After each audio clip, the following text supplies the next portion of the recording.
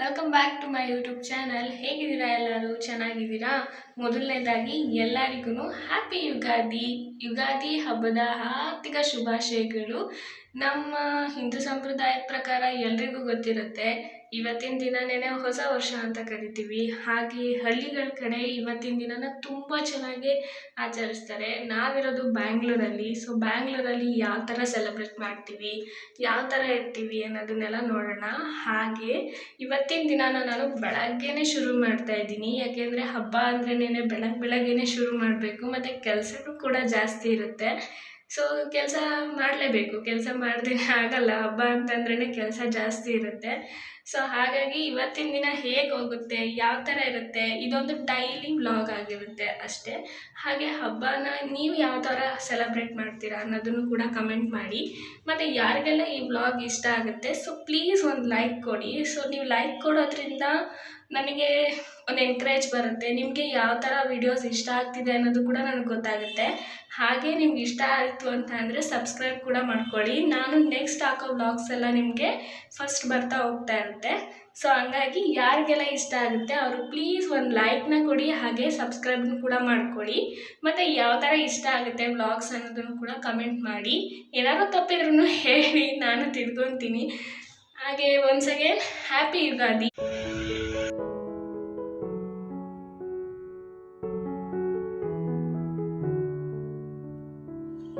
ಎಲ್ಲ ಹೆಣ್ಮಕ್ಳ ಥರನೂ ನಾನು ಕೂಡ ಬೆಳಗ್ಗೆ ಎದ್ದಿದ ತಕ್ಷಣವೇ ಬಾಗ್ಲಿಗೆ ನೀರು ಹಾಕೋದು, ರಂಗೋಲಿ ಬಿಡಿಸೋದು, ಹೊಸಲನ್ನೆಲ್ಲ ತೊಳ್ಕೊತಾ ಇದ್ದೀನಿ. ಹೊಸಲೆಲ್ಲ ತೊಳೆದಾದ್ಮೇಲೆ ನೆಲ ಎಲ್ಲ ಒರೆಸ್ಕೊಂಡು ಹಾಗೆ ರಂಗೋಲಿನೂ ಬಿಡ್ತಾಯಿದ್ದೀನಿ.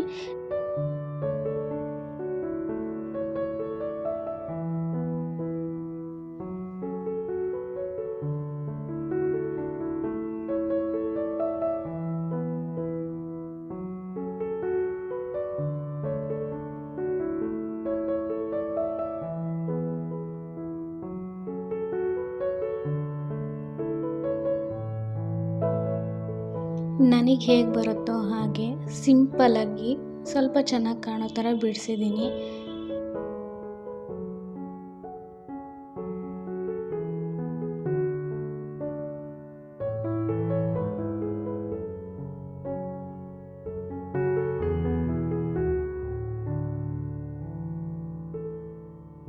ಫೈನಲಾಗಿ ಈ ಥರ ಕಾಣಿಸ್ತಿದೆ ರಂಗೋಲಿ.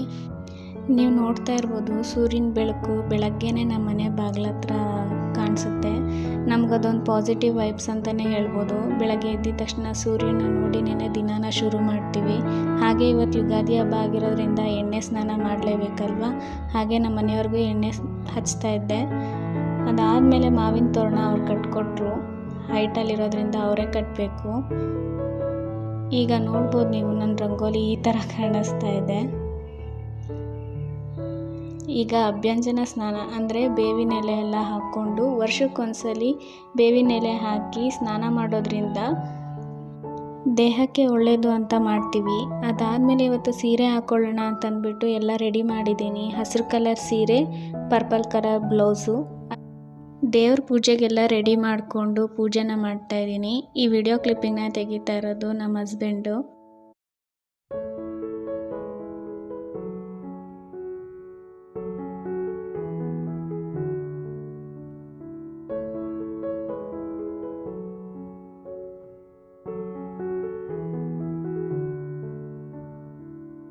ದೇವ್ರ ಪೂಜೆ ಎಲ್ಲ ಆದಮೇಲೆ ಬೇವು ಬೆಲ್ಲನ ಕೊಡ್ತಾಯಿದ್ದೀನಿ. ಬೇವು ಬೆಲ್ಲ ಹೇಗೆ ಅಂತ ಅಂದರೆ, ಜೀವನದಲ್ಲಿ ಖುಷಿ ದುಃಖ ಹೇಗೋ ಹಾಗೆ ಸಿಹಿ ಕಹಿ ಎರಡೂ ಇದ್ರೇ ಅಲ್ವಾ ಜೀವನ ಚಂದ. ನಮ್ಮ ಮನೆಯವರು ನೀನು ಮಾತ್ರ ಕೊಡೋದಾ, ನಾನು ಕೊಡ್ತೀನಿ ನೀನು ತಿನ್ನು ಅಂತೇಳಿ ಕೊಡ್ತಾಯಿದ್ದಾರೆ.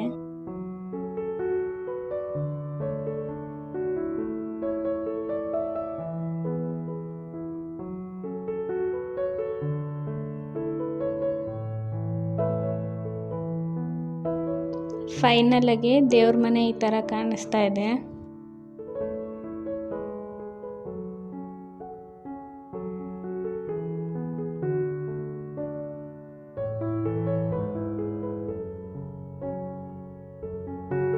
ಯುಗಾದಿ ಹಬ್ಬ ಅಂತ ಅಂದಮೇಲೆ ಹೋಳಿಗೆ ಊಟ ಇರಲೇಬೇಕಲ್ವಾ. ಹಾಗೆಯೇ ಹಿಂದಿನ ಕಾಲದಲ್ಲಿ ವರ್ಷಕ್ಕೆ ಒಂದೇ ಸಲ ಅಂತೆ ಬೇಳೆ ಹಾಕಿ ಹೋಳಿಗೆನ ಮಾಡ್ತಾಯಿದ್ದಿದ್ದು. ಈಗಂತೂ ನಮ್ಗೆ ಯಾವಾಗ ಬೇಕೋ ಆವಾಗ ನಾವು ಮಾಡ್ಕೊತಿದ್ದೀವಿ.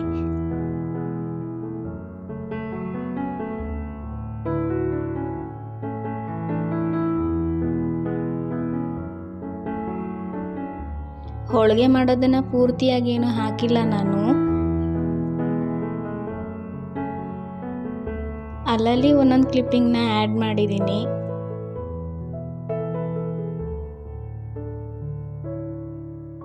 ನಮಗೂ ಒಂದು ನೆನಪಲ್ವಾ, ಯುಗಾದಿ ಹಬ್ಬದ ದಿವಸ ನಾವು ಇದನ್ನೆಲ್ಲ ಮಾಡಿದ್ದು ಅಂತ ಹೇಳಿ ಮುಂದಿನ ಜನ್ರೇಷನ್ ಅವ್ರಿಗೂ ನಾವು ತೋರಿಸ್ಬೋದಲ್ವಾ.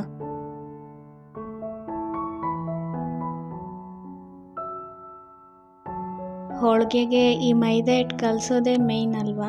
ಏಕೆಂದರೆ ಈ ಮೈದಾ ಹಿಟ್ಟು ಸರಿಯಾಗಿ ಬರಲಿಲ್ಲ ಅಂದರೆ ಇಡೀ ಹೋಳಿಗೆನೇ ಪೂರ್ತಿ ಹಾಳಾಗುತ್ತೆ.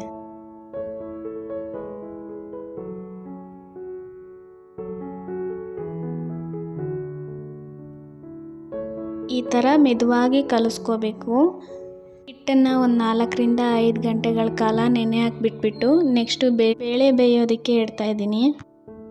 ಒಂದು ಕಡೆ ನಾನು ಈ ಕೆಲಸ ಮಾಡ್ತಾಯಿದ್ರೆ ಇನ್ನೊಂದು ಕಡೆ ನಮ್ಮ ಯಜಮಾನ್ರು ನೀನೊಬ್ಬಳೇ ಕೆಲಸ ಮಾಡ್ತಾಯಿದ್ದೀಯಾ, ನಾವು ಕೆಲಸ ಮಾಡ್ತೀವಿ, ನಾವು ಹೆಲ್ಪ್ ಮಾಡ್ತೀವಿ ಅಂತೇಳಿ ಅವರು ಒಂದು 2-3 ಕೆಲಸನ ಮಾಡ್ತಾಯಿದ್ದಾರೆ. ಅಜ್ಜಿ ಬಂದುಬಿಟ್ಟು ಸಹಾಯ ಮಾಡ್ತಾಯಿದ್ದಾರೆ, ನಮ್ಮ ಯಜಮಾನ್ರು ಬಂದುಬಿಟ್ಟು ಮುಂದಕ್ಕೆ ನೋಡಿ ಏನು ಮಾಡ್ತಾರೆ ಅಂತ.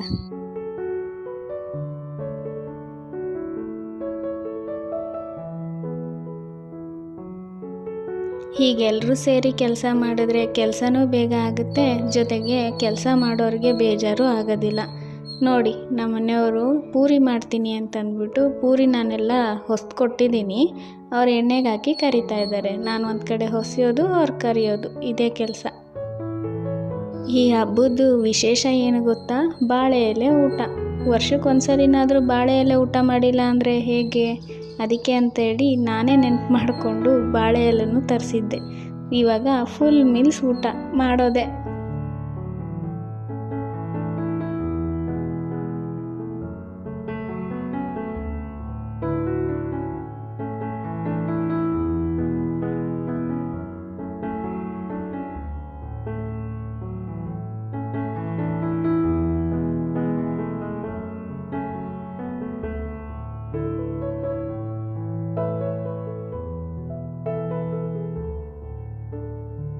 ಈ ವರ್ಷದ ಯುಗಾದಿ ಹಬ್ಬ ಹೊಸ ಹಬ್ಬ, ಹೊಸ ವರ್ಷ, ಹೊಸ ಕನಸು, ಹೊಸ ಆಶಯ.